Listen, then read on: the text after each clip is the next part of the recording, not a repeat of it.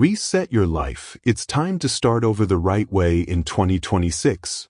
Welcome to Audiobook Sounds, Chasing Greatness, a space created for those who have reached the point where pushing harder no longer works, motivation no longer lasts, and repeating the same cycles feels exhausting rather than hopeful, especially as a new year approaches and the weight of unresolved patterns becomes harder to ignore.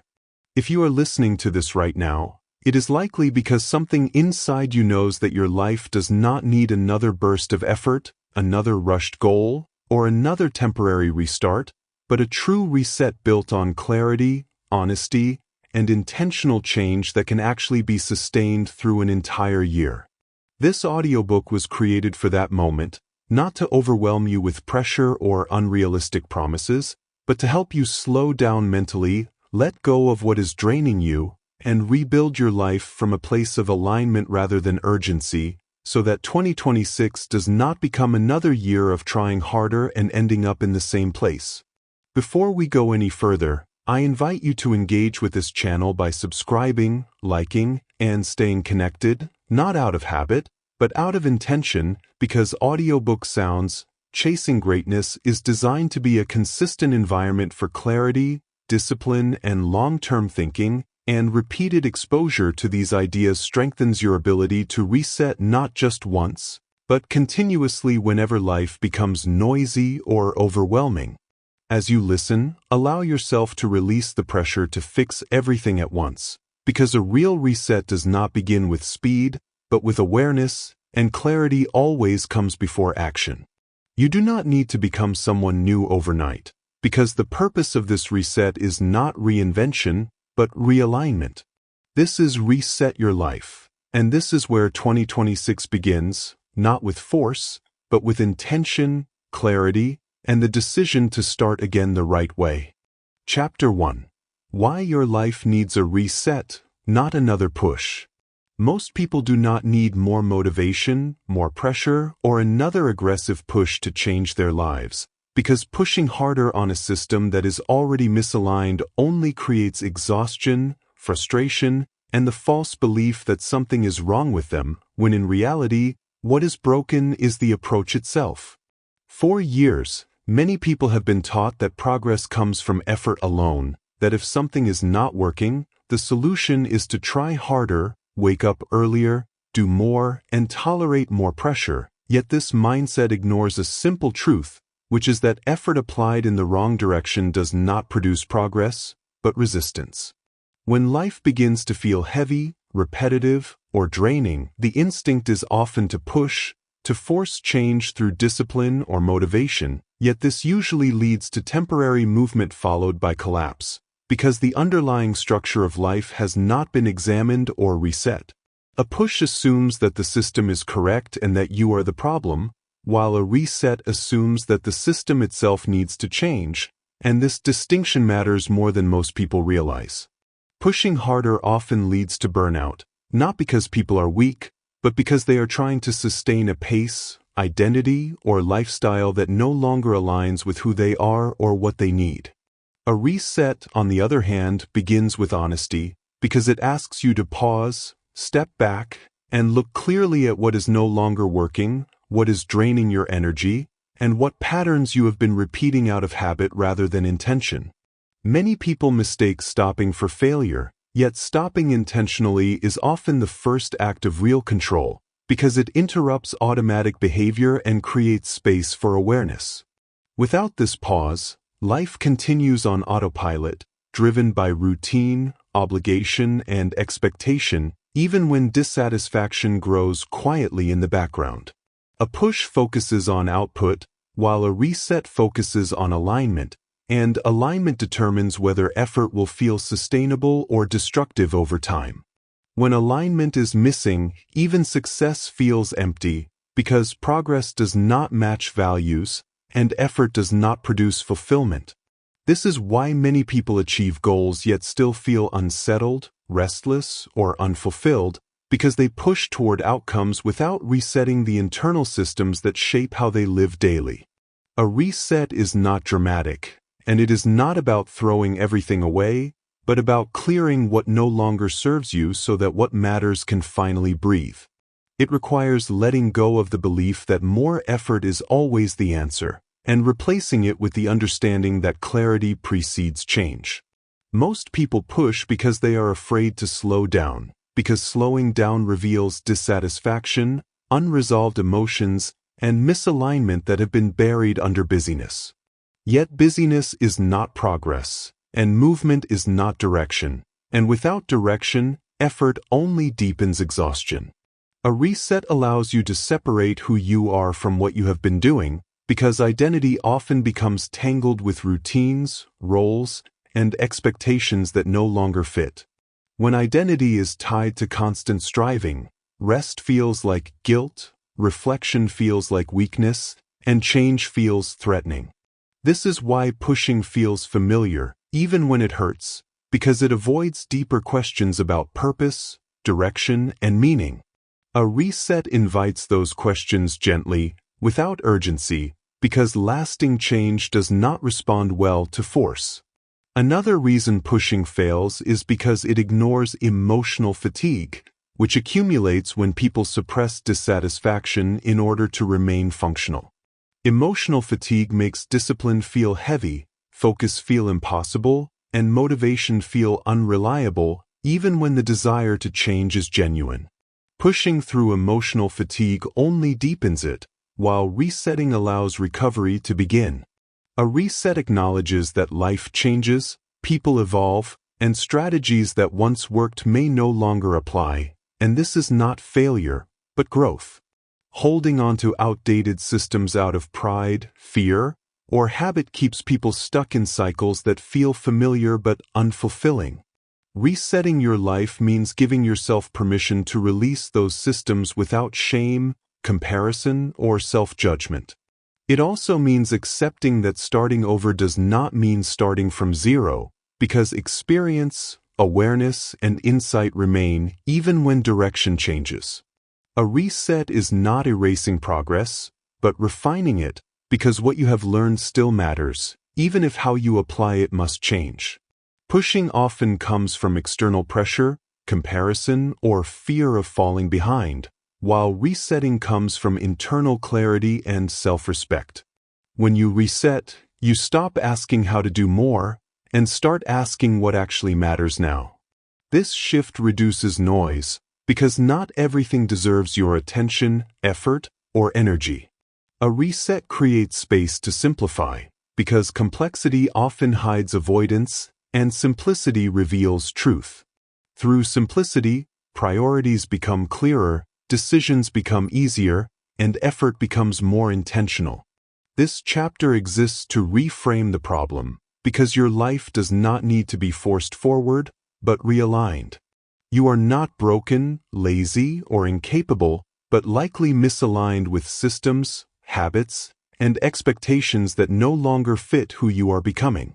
Resetting is an act of courage, because it requires letting go of momentum that looks productive but feels wrong. It also requires patience, because rebuilding alignment takes time, reflection, and restraint. This reset is not about creating a perfect life, but a sustainable one where focus, discipline, and clarity work together instead of against you. As you move forward in this audiobook, understand that this reset is not an escape, but a return to awareness, intention, and control. You are not starting over because you failed, but because you are ready to live differently. This is why your life needs a reset, not another push, because pushing keeps you trapped in cycles, while resetting allows you to choose a new direction deliberately.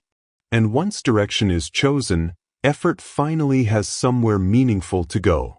Chapter 2: Letting Go of What Is Draining You.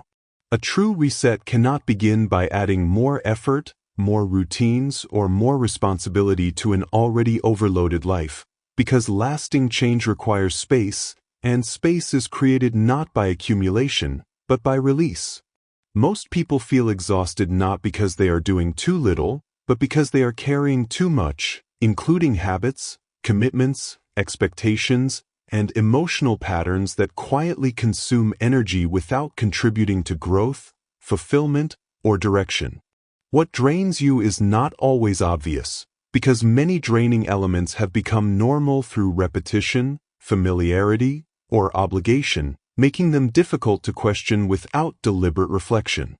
Letting go begins with awareness, because you cannot release what you refuse to acknowledge, and many people avoid this awareness because it requires honesty about what no longer fits. Some drains are external, such as environments that demand constant reaction, relationships that rely on imbalance, routines that prioritize urgency over intention, or responsibilities that exist out of habit rather than purpose. Other drains are internal, such as self-criticism, comparison, perfectionism, overthinking, and the pressure to maintain identities that no longer reflect who you are becoming. These internal drains are often more exhausting than external ones because they follow you everywhere, shaping how you interpret effort, success, and failure. Many people hold onto draining patterns because letting go feels like loss, failure, or weakness, yet holding on often costs far more than releasing ever could. Letting go does not mean abandoning responsibility, but reevaluating what responsibility actually serves your life rather than slowly depleting it. A reset requires you to ask difficult but necessary questions, such as what habits leave you feeling empty instead of fulfilled, what commitments create pressure without meaning, and what expectations you are maintaining only to avoid discomfort or judgment. These questions are uncomfortable, yet they are essential, because clarity cannot coexist with denial. Draining habits often disguise themselves as discipline, productivity, or loyalty, making them difficult to release without guilt. Yet discipline that destroys well-being is not discipline, productivity that produces exhaustion without progress is not productivity, and loyalty that requires self-neglect is not loyalty. Letting go also means releasing outdated goals that no longer align with your values, capacity, or stage of life, because chasing goals that no longer matter drains energy faster than doing nothing at all.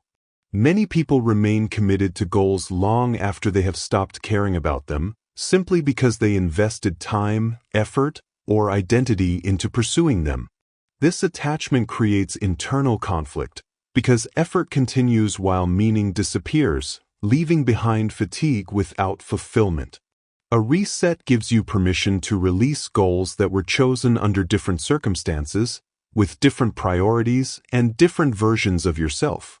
Letting go also involves reducing exposure to constant stimulation, because overstimulation drains focus, patience, and emotional regulation, even when it feels entertaining or harmless.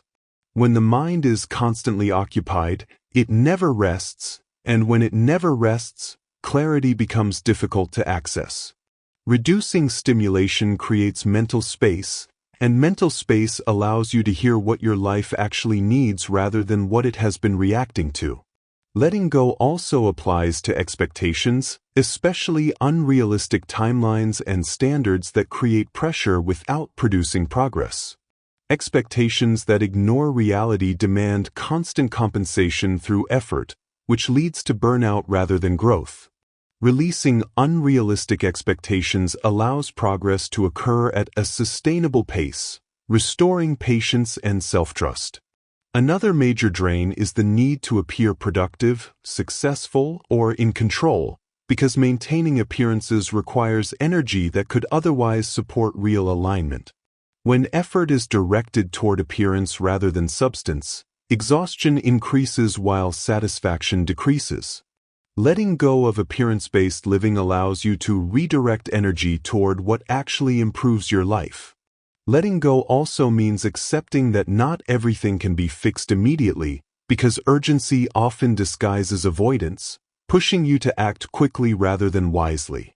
A reset requires slowing down enough to choose deliberately rather than reacting impulsively. This does not mean passivity, but intentional restraint, allowing energy to be conserved and redirected effectively. Many people fear letting go because they worry about becoming stagnant, yet stagnation is not caused by release, but by clinging to what no longer works. Release creates movement, because it frees energy that was trapped maintaining outdated patterns. Letting go is also an act of self-respect, because it signals that your energy is valuable and should not be wasted on what drains you. This self-respect strengthens boundaries, because once you recognize what drains you, you become less willing to tolerate it unnecessarily. Boundaries are not walls, but filters, allowing what supports growth to remain while limiting what undermines it. As you begin letting go, you may feel discomfort, uncertainty, or temporary instability because familiar patterns are being interrupted. This discomfort is not danger, but transition, and transition is necessary for real change. Letting go creates room for clarity, because when drains are removed, attention stabilizes and priorities become clearer. Clarity does not emerge from effort alone, but from space, and space is created through intentional release. This chapter exists to remind you that resetting your life does not begin with doing more, but with carrying less.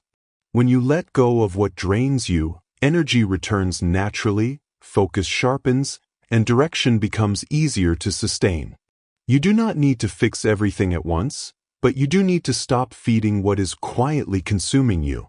As you continue through this audiobook, understand that letting go is not an ending, but a clearing, and what follows depends on the space you are willing to create now. This is how a real reset begins, not with force, but with release. Chapter 3: Clearing Mental Clutter and Emotional Noise. After letting go of what is draining you externally, the next phase of a true reset requires turning inward, because even when life becomes quieter on the outside, the mind can remain crowded, restless, and overwhelmed by unresolved thoughts, emotional residue, and constant internal commentary that never truly rests. Mental clutter is created when the mind is forced to hold too many unresolved tasks, decisions, worries, expectations, and imagined outcomes at once, leaving attention fragmented and clarity difficult to access.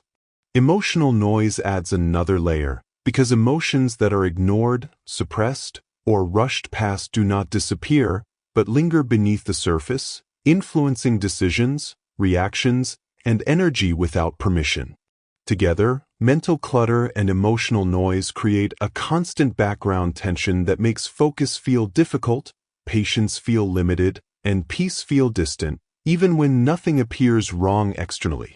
Many people attempt to reset their lives by changing routines, environments, or goals, yet skip this internal clearing, which causes old patterns to reassert themselves quietly because the internal conditions that supported them were never addressed. Clearing mental clutter begins with recognizing that the mind was never designed to store everything indefinitely, because when thoughts are not processed, they accumulate, creating pressure that manifests as anxiety, irritability, and exhaustion. Much of this clutter comes from unfinished loops, such as unresolved decisions, delayed conversations, postponed responsibilities, and unexpressed thoughts, all competing silently for attention. Each unfinished loop consumes mental energy because the mind repeatedly revisits it, even when you are trying to focus elsewhere. This is why rest often feels unrefreshing, because the body may stop, but the mind continues working through unresolved material. Emotional noise often stems from unacknowledged feelings, such as disappointment, frustration, resentment, fear, or grief, that were set aside in order to remain functional, productive, or composed. These emotions do not disappear simply because they are inconvenient, but instead surface indirectly through impatience, overreaction, avoidance, or emotional numbness.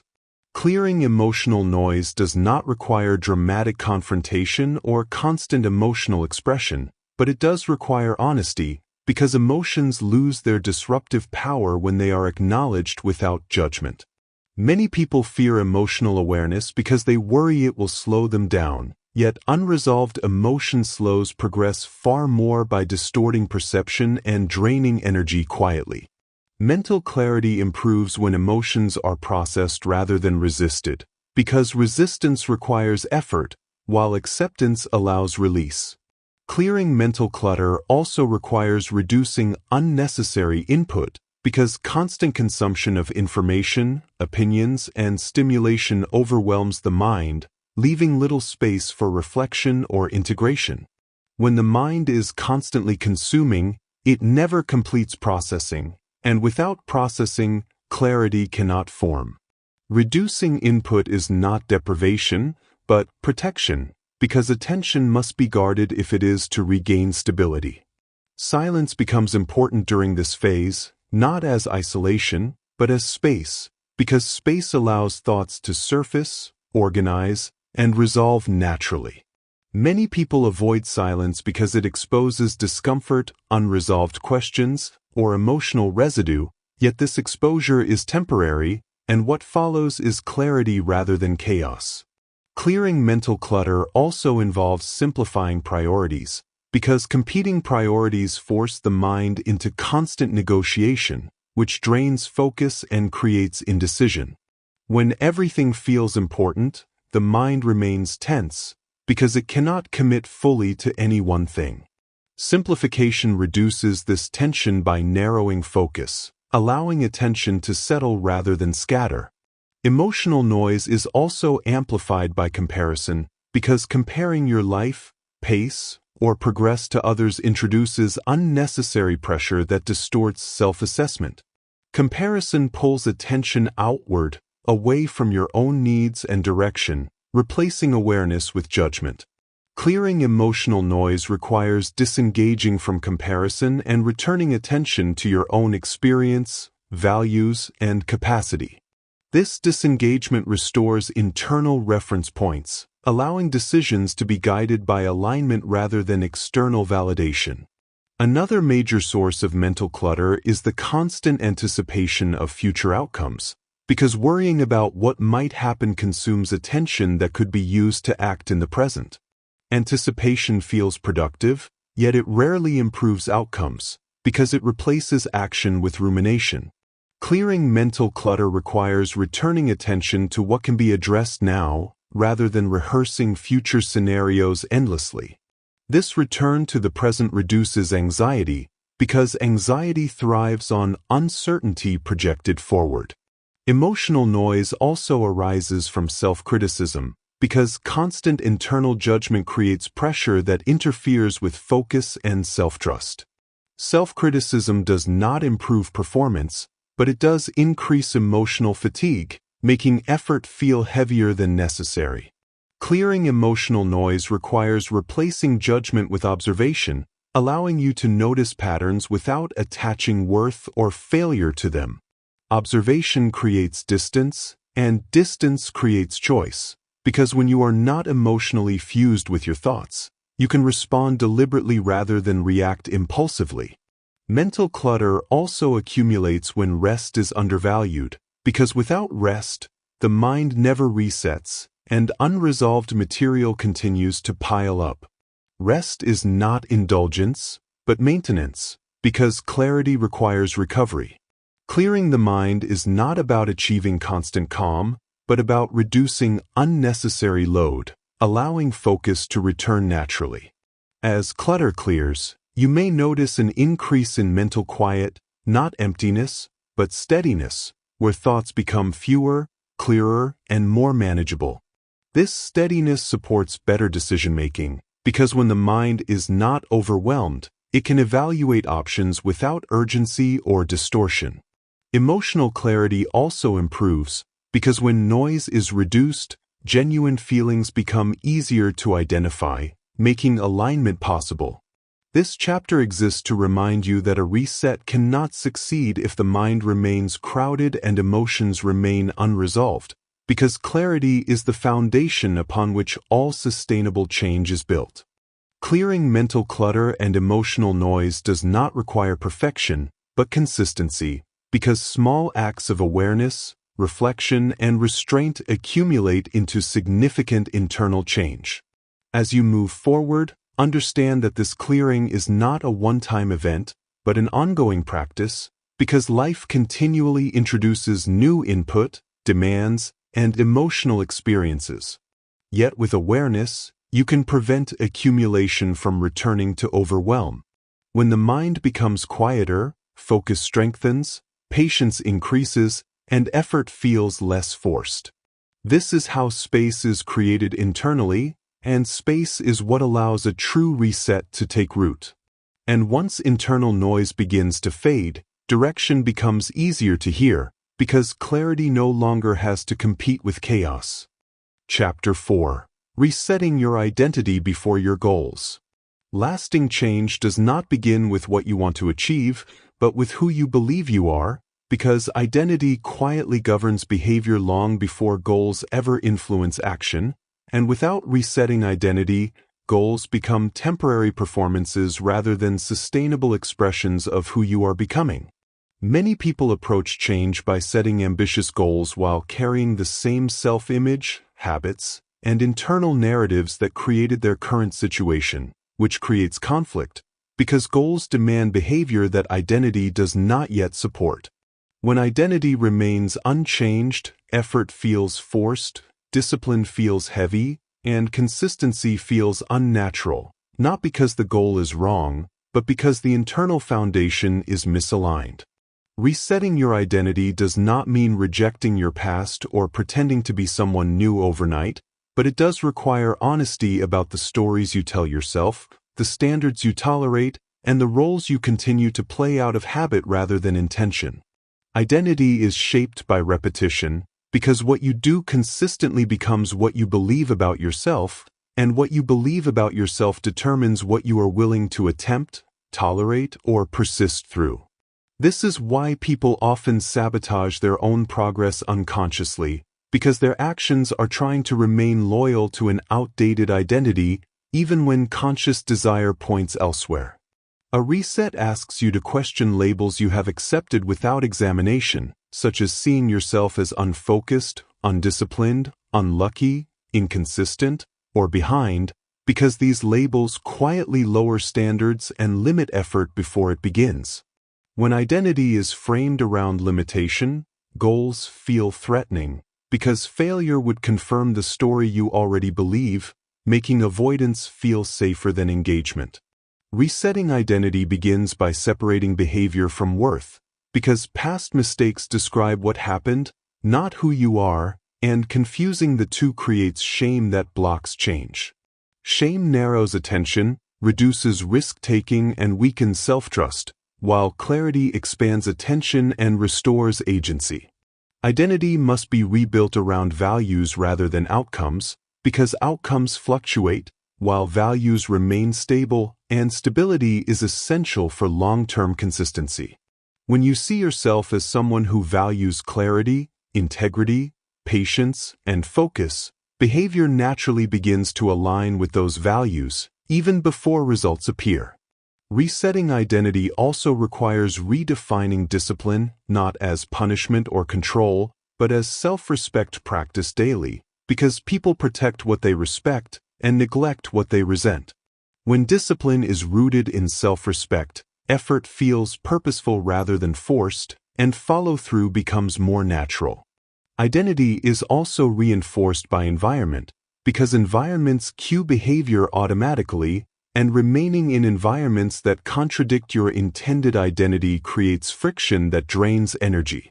Resetting identity may require adjusting surroundings, routines, and exposure, not dramatically, but intentionally, to support the person you are becoming rather than the person you have been.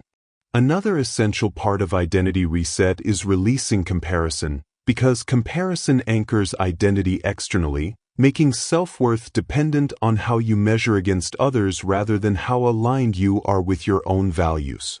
Comparison distorts perception because it ignores context, timing, and unseen effort, replacing self-assessment with judgment. Resetting identity requires returning the reference point inward, allowing progress to be measured by alignment and consistency rather than external validation. Identity is also shaped by language, because how you speak to yourself influences what you attempt and what you avoid, and careless language reinforces limitation unconsciously. Replacing absolute language with intentional language does not deny difficulty, but it restores possibility because possibility expands behavior.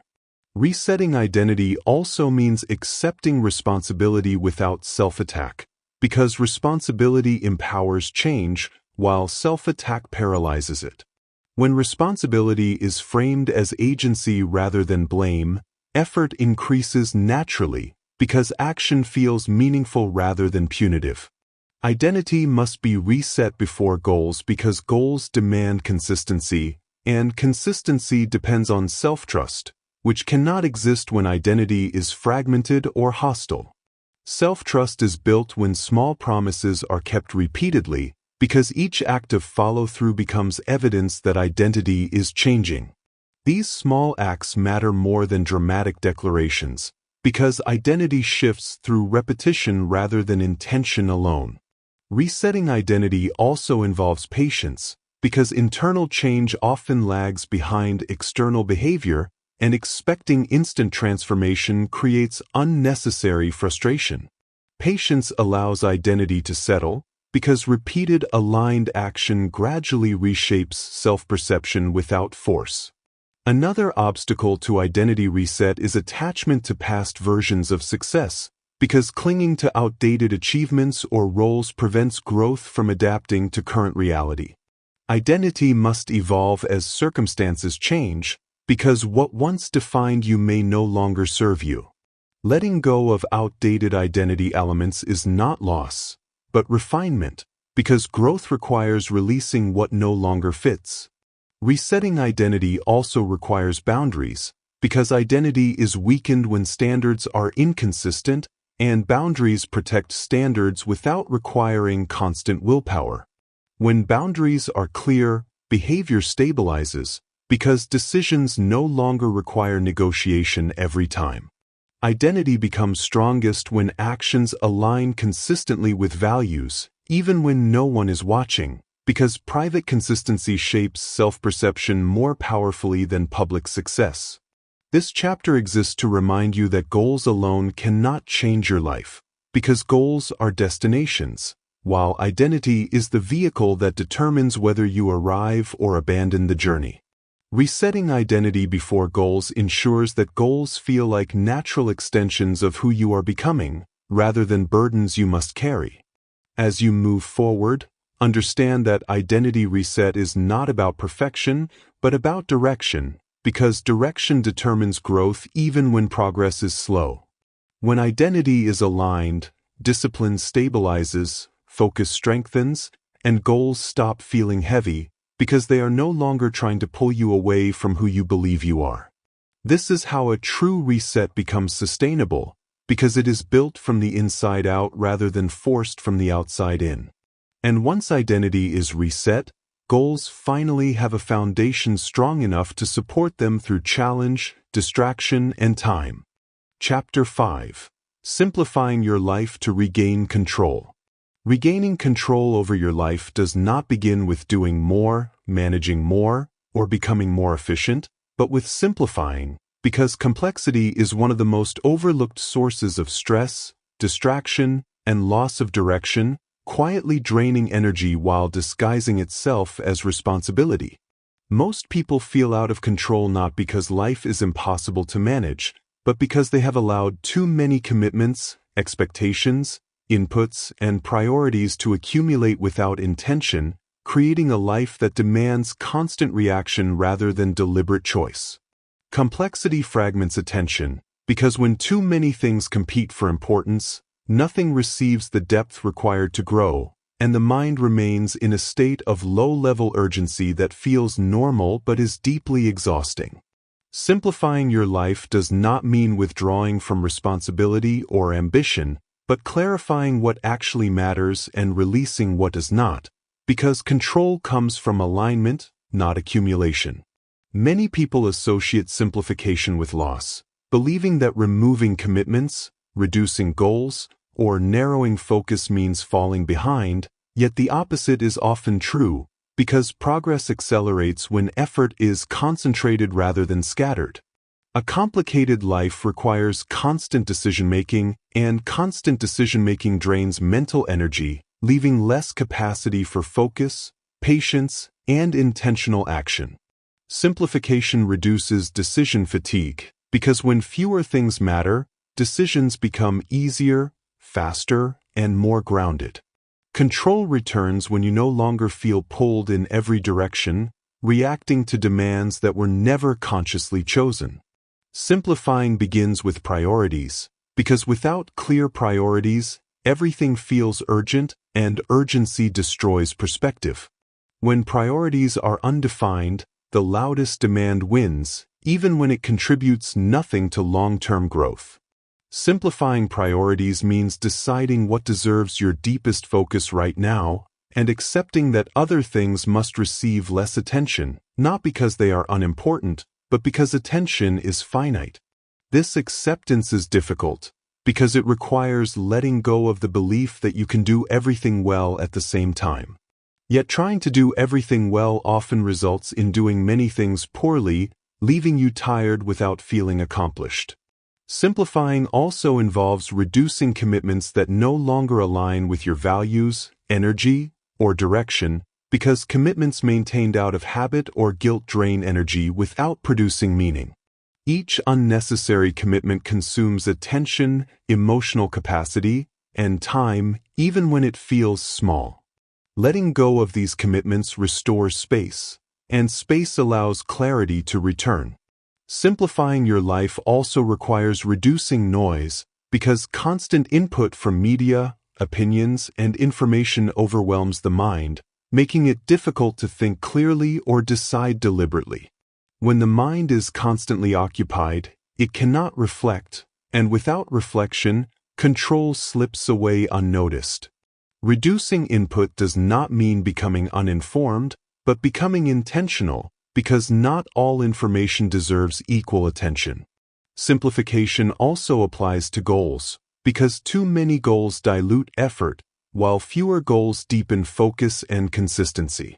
Choosing fewer goals does not limit potential, but strengthens execution, because sustained effort requires direction that does not shift constantly. Control increases when goals are clear, realistic, and aligned with identity, because effort no longer feels conflicted. Simplifying routines also plays a critical role, because inconsistent or overly complex routines create friction that discourages follow-through.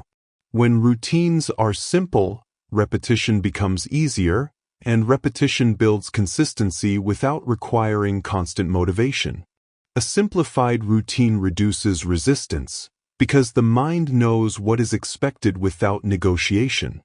Simplification also involves boundaries, because boundaries protect simplicity by preventing unnecessary demands from re-entering your life. Without boundaries, simplification collapses, because new commitments replace old ones, and clutter returns quickly. Boundaries are not about control over others, but control over your attention, time, and energy. When boundaries are clear, decisions feel less personal and more principled, reducing emotional drain. Simplifying your environment also matters, because physical clutter creates mental clutter, and disorganized spaces increase cognitive load, making focus more difficult.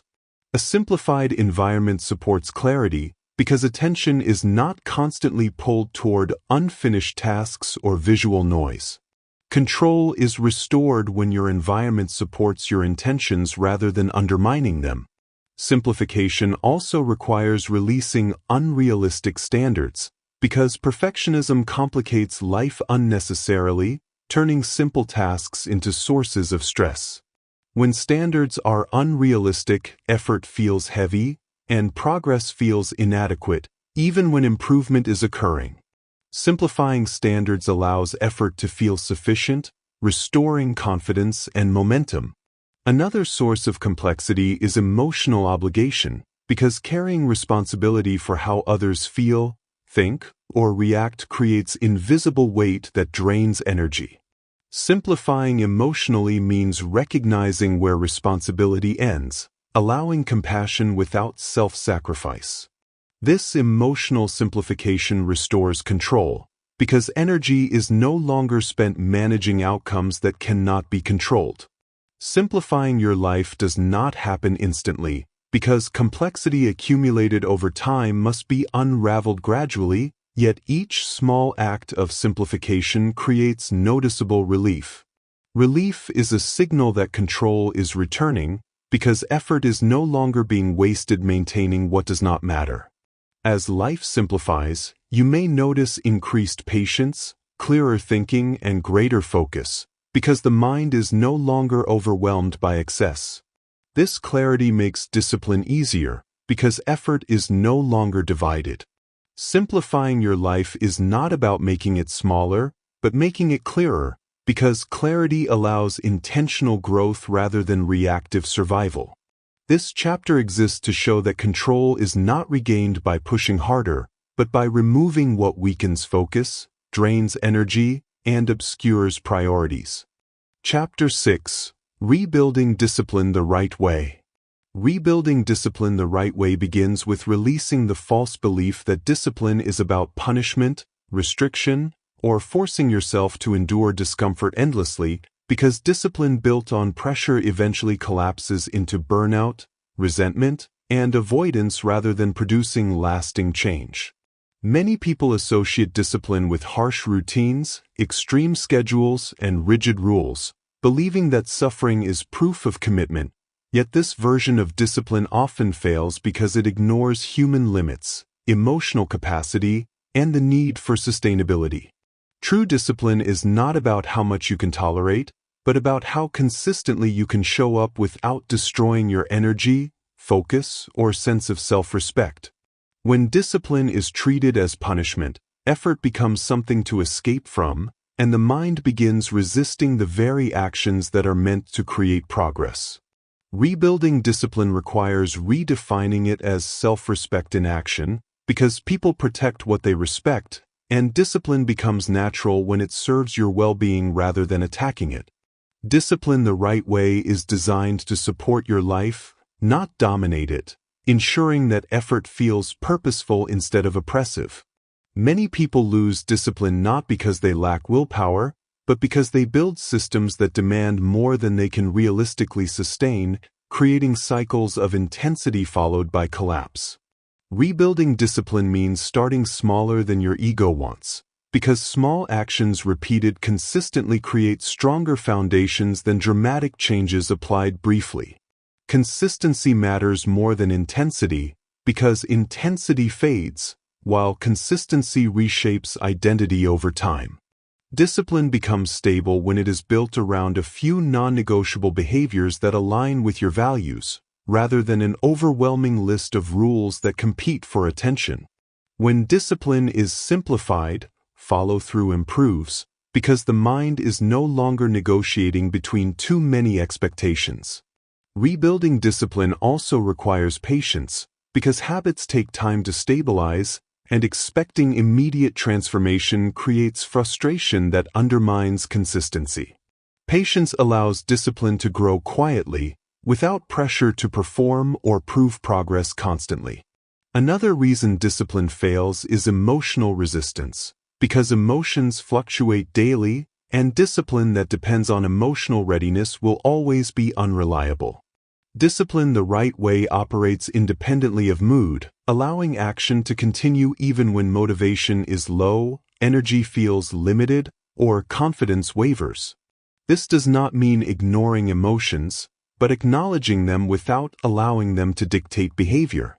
Rebuilding discipline also involves designing your environment to support action, because relying on willpower alone creates unnecessary friction. When the environment supports focus and simplicity, discipline requires less effort because fewer obstacles stand in the way of execution. Removing distractions, simplifying routines, and creating clear cues for action strengthens discipline naturally without force. Discipline also fails when rest is neglected, because exhaustion weakens focus, patience, and emotional regulation, making even simple tasks feel heavy.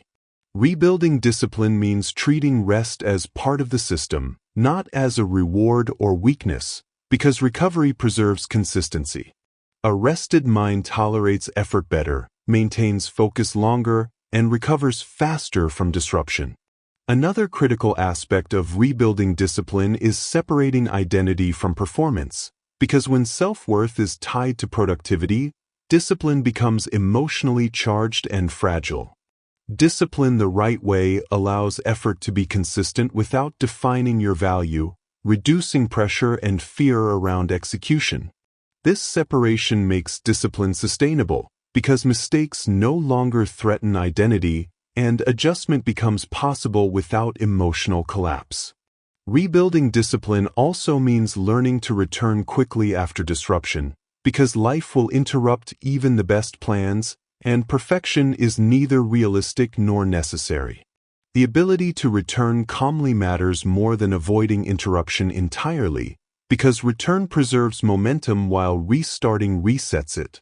Discipline strengthens when recovery becomes routine rather than dramatic, allowing progress to continue without guilt or overcorrection.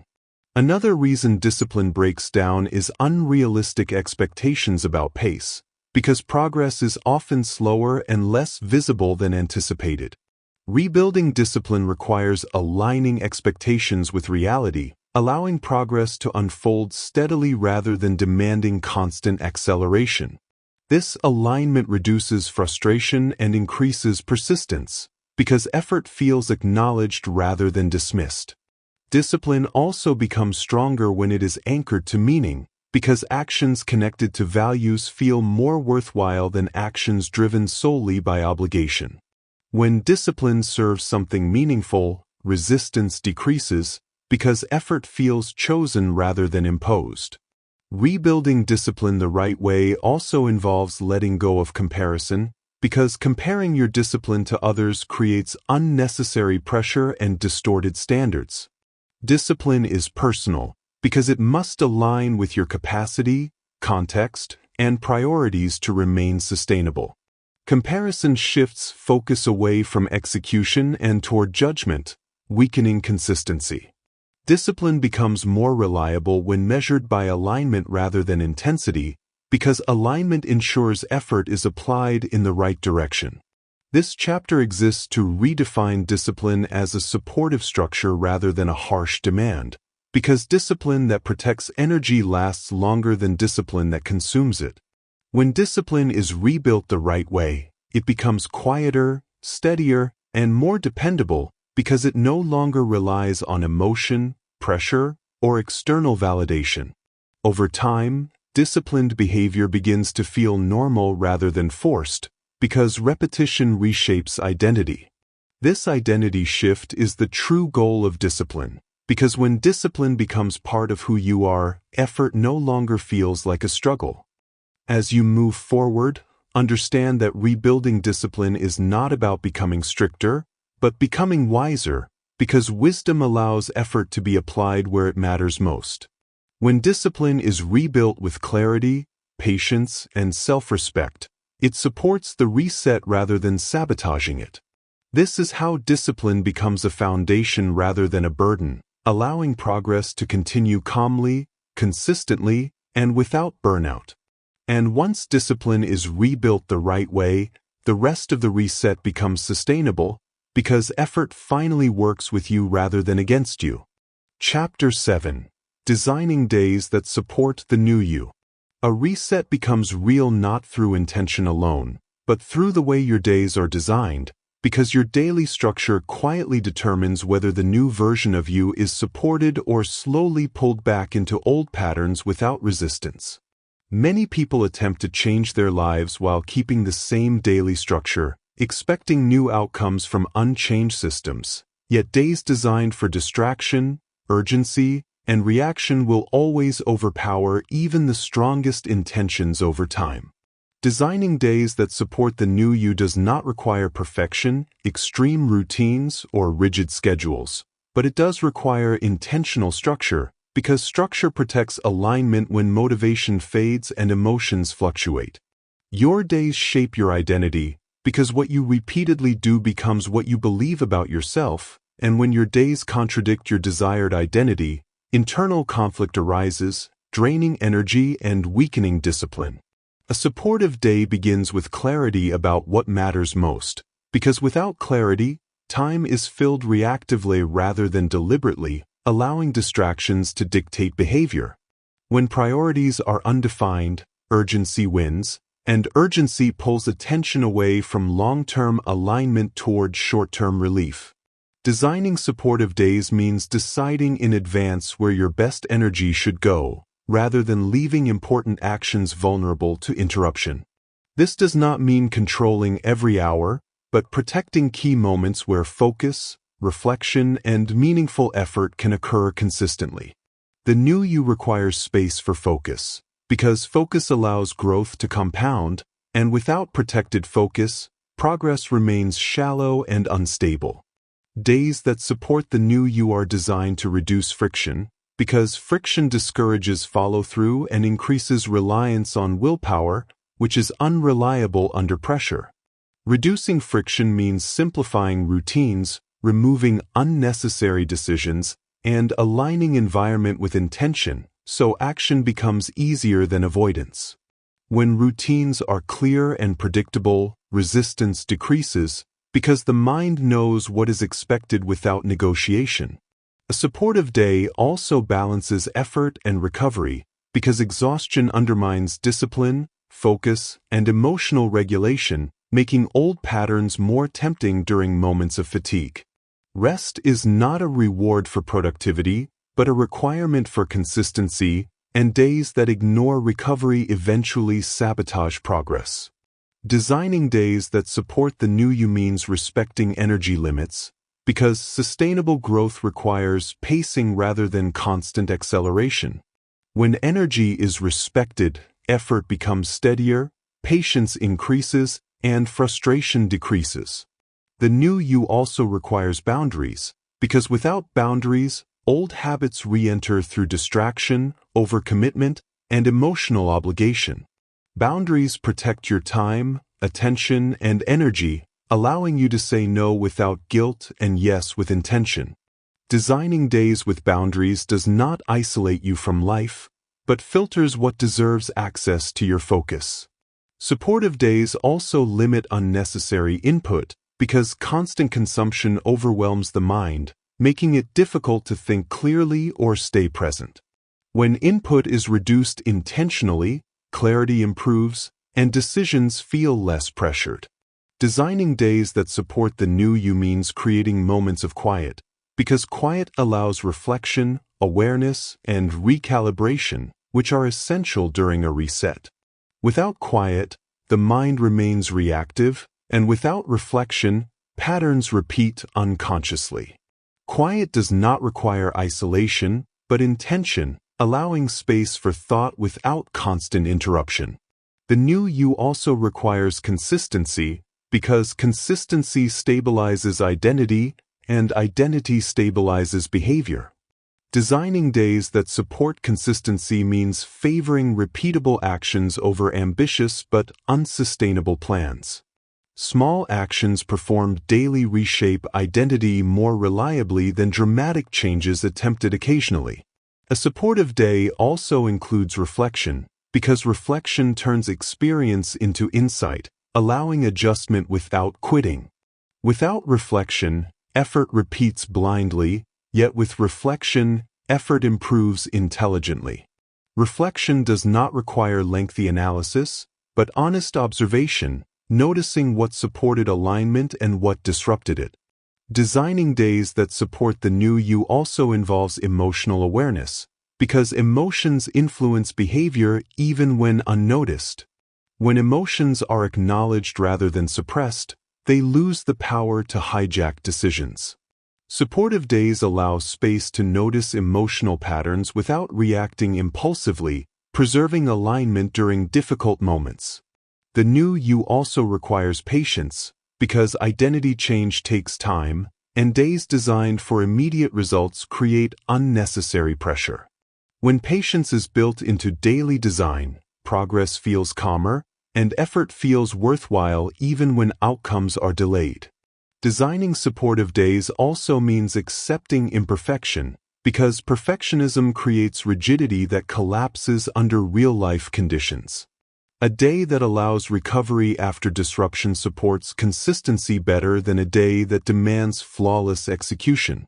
Supportive days are flexible without being directionless, structured without being oppressive, and intentional without being rigid.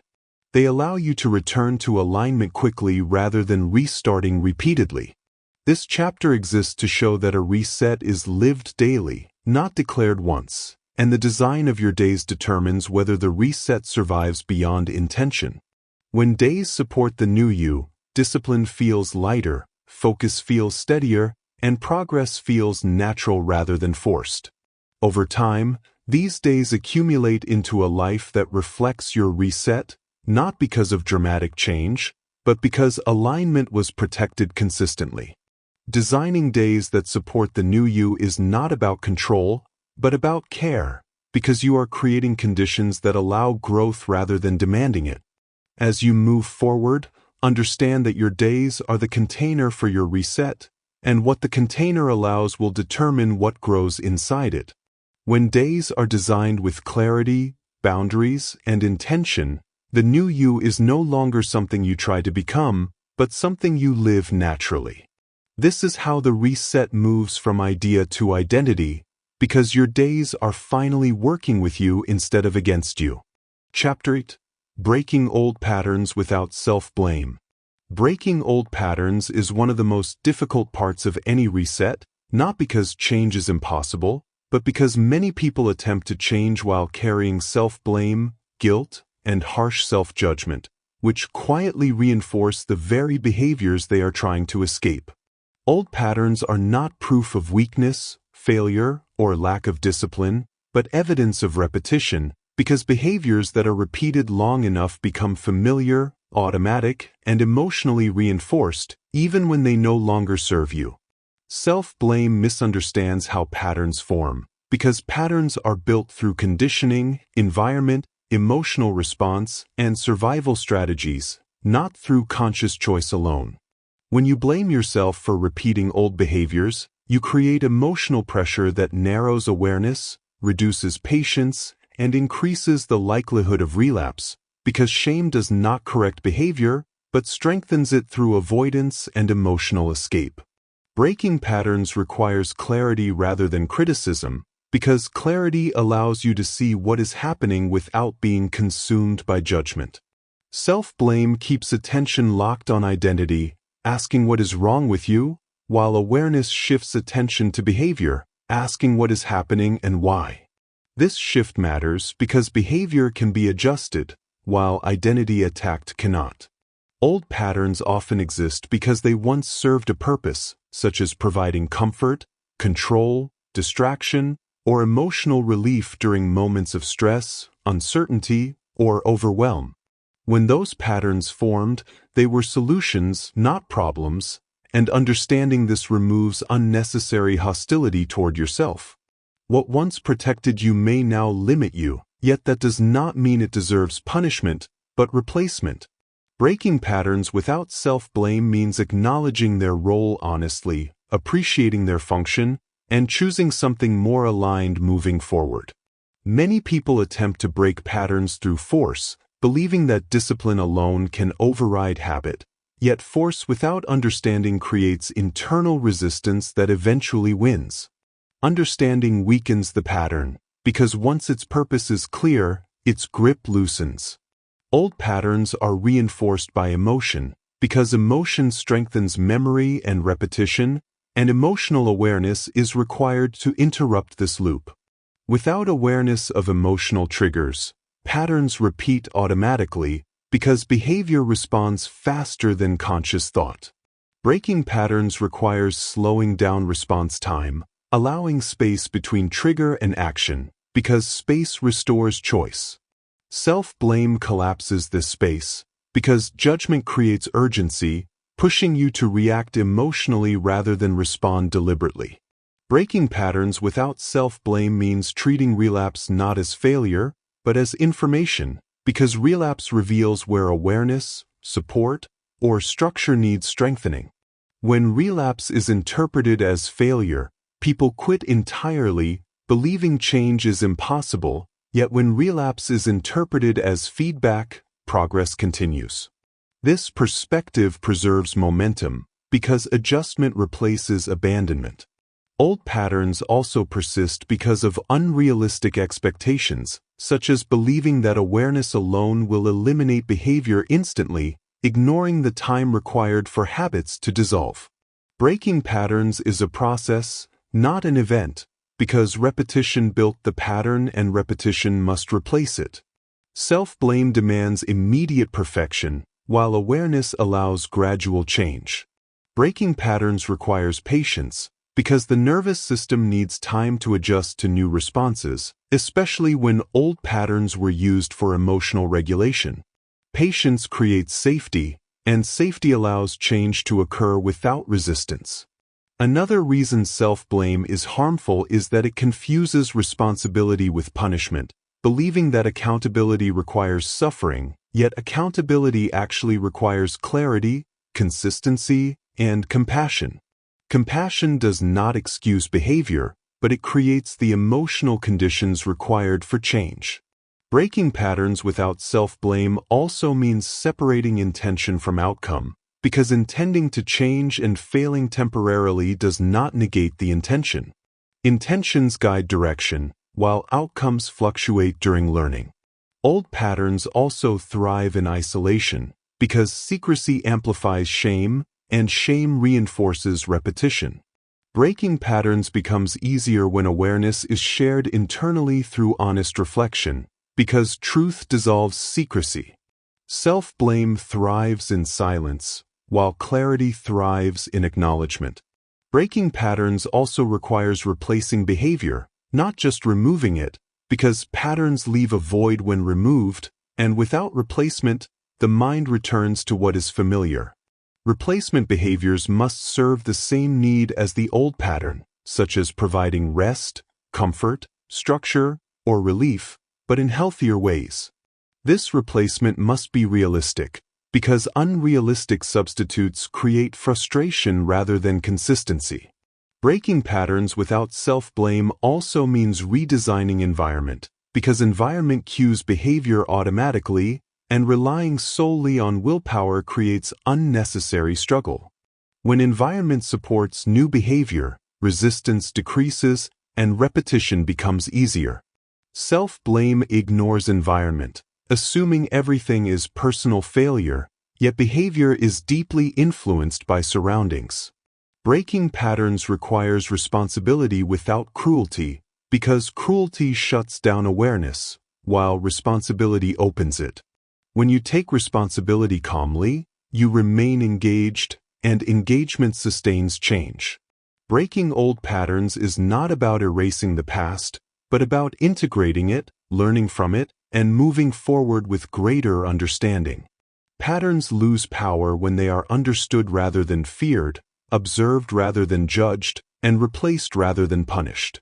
This chapter exists to remove unnecessary suffering from change, because suffering is not required for growth, and pain is not proof of progress. Change happens through awareness, repetition, and alignment, not through self-attack. As you move forward in this reset, understand that old patterns may resurface occasionally, not because you are failing, but because the nervous system learns gradually. When patterns resurface, your response matters more than the behavior itself, because response determines whether the pattern strengthens or weakens. Responding with awareness weakens the pattern, while responding with self-blame strengthens it. Breaking patterns without self-blame allows consistency to grow, because effort is not interrupted by emotional collapse. This approach builds self-trust, because you learn that difficulty does not require abandonment, only adjustment.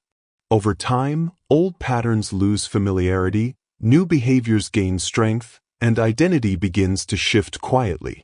This is how real change happens, not through dramatic confrontation, but through steady, compassionate repetition.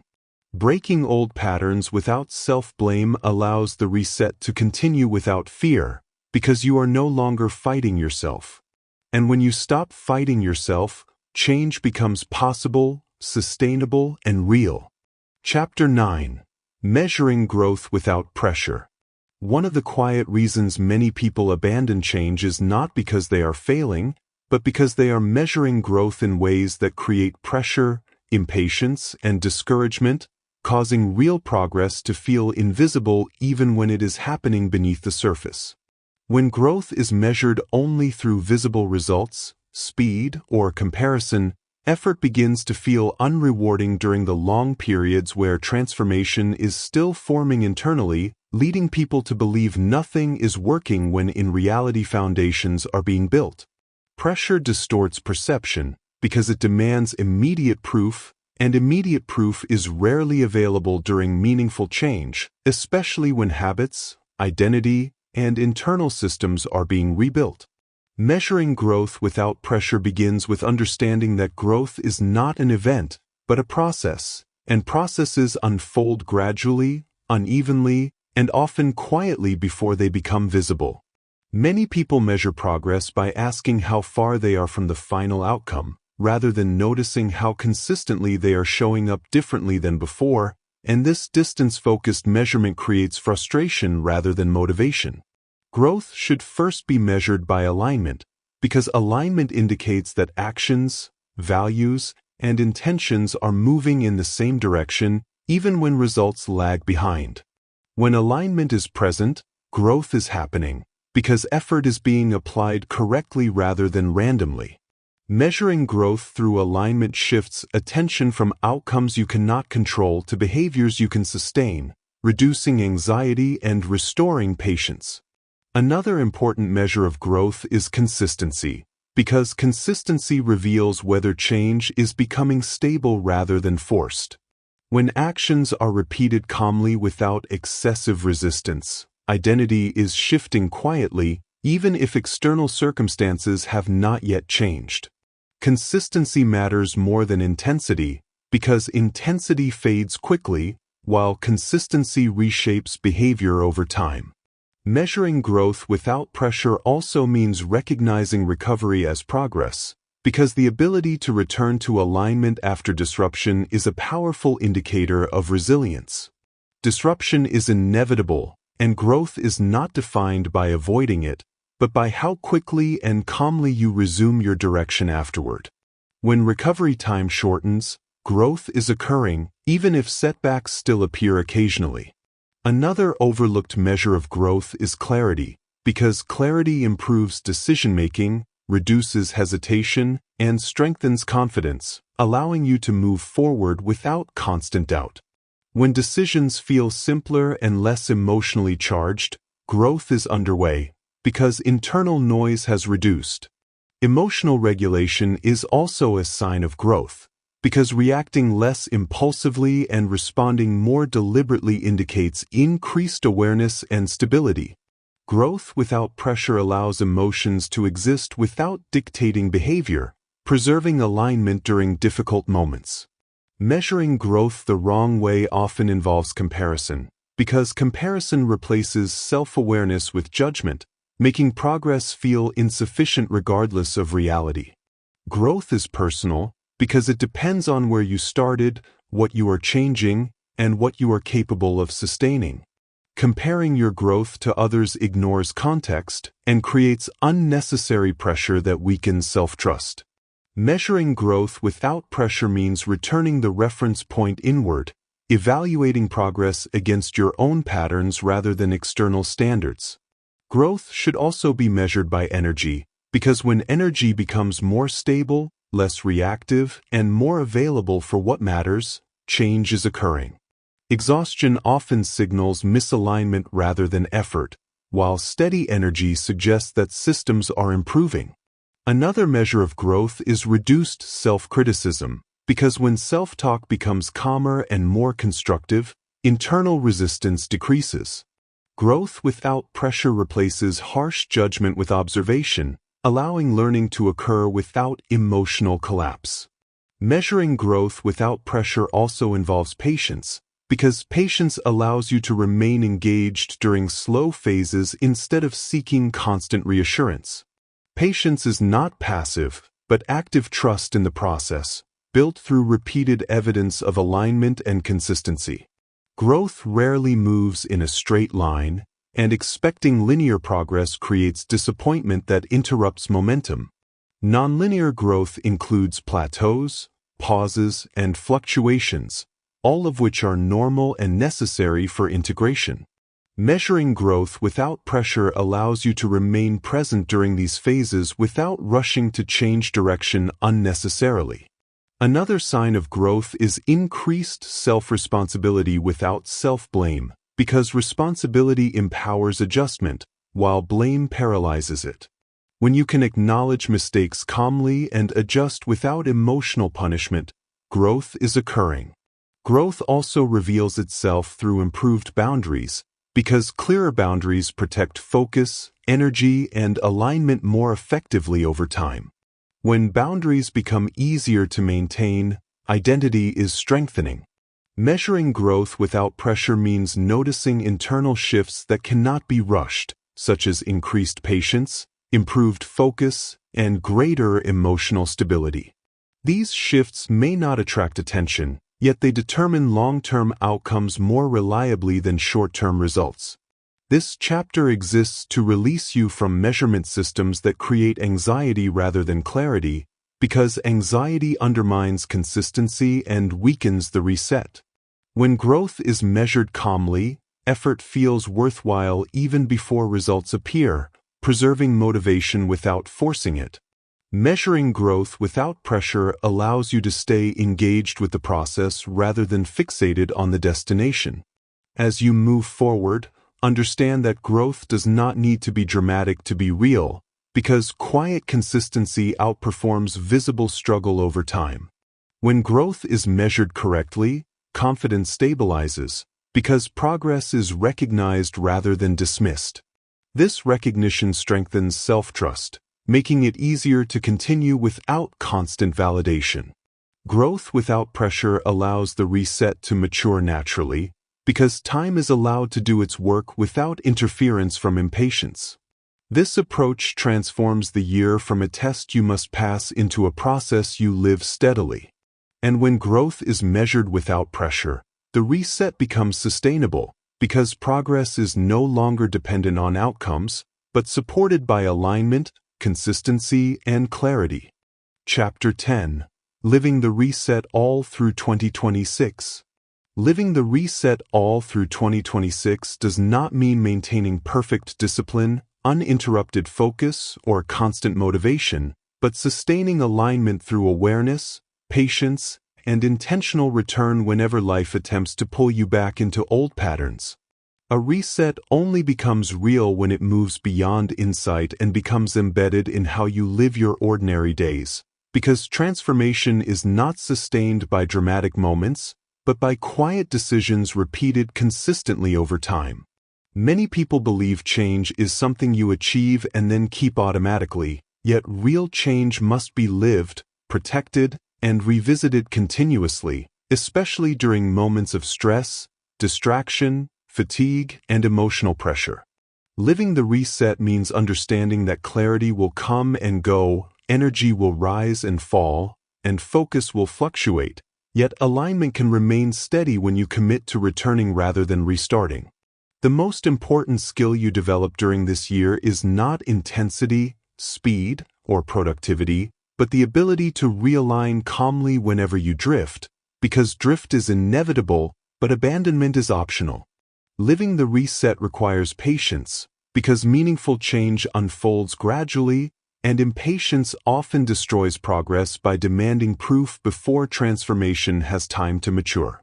Patience allows effort to compound quietly, because when pressure is removed, consistency becomes easier to sustain and less emotionally exhausting. The reset must be lived daily through small choices, such as choosing awareness over autopilot, boundaries over overcommitment, and intention over reaction, because these choices shape outcomes more reliably than occasional bursts of effort. When these choices are repeated, identity stabilizes, and when identity stabilizes, behavior becomes more natural rather than forced. Living the reset also requires accepting imperfection without self-attack, because perfectionism creates rigidity, and rigidity collapses under real-life conditions. A reset survives not because days are flawless, but because recovery becomes routine, allowing momentum to continue without emotional interruption.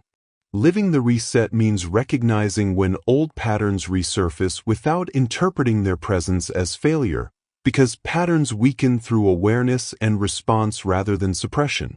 Each time you notice a pattern and choose differently, even slightly, you reinforce the reset, because repetition reshapes identity more powerfully than intention alone.